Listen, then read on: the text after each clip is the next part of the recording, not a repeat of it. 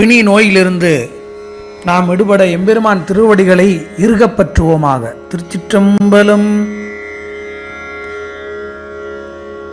பண் வியாழக்குறிஞ்சி பொது திருநீலகண்டப்பதிகம். அவ்வினைக்கு வினையாமென்று சொல்லும் அகுதறிவீர். அவ்வினைக்கு வினையாமென்று சொல்லும் அகுதறிவீர்.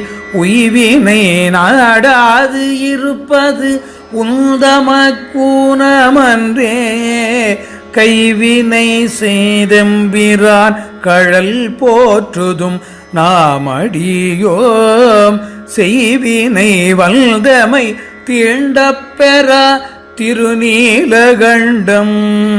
காவினை இட்டும் குளம்பல